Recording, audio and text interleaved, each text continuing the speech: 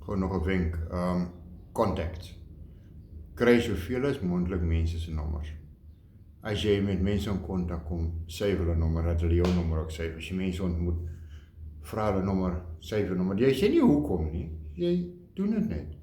Wanneer jy by besighede omgaan en jy praat met iemand oor iets heeltemal anders en hulle kan hulle nommer vir jou gee, vat hulle nommer, sit jou nommer by hulle op die foon en onmiddellik kan hulle jou statusse sien.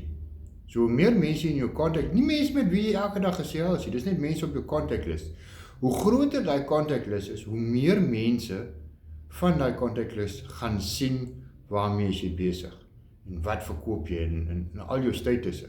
Dit help nou nie, jy kry almal se nommers, maar jy sit die statusse op nie. En dit help ook nie, jy sit statusse op, maar jy het net 100 contacts nie. Dit help nie.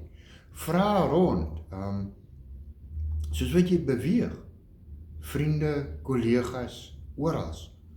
Sit hulle nommer, gewoonlik worry ons nie om die mense by ons werk, wat jy elke dag sien, van hulle se nommers het jy nie eers nie.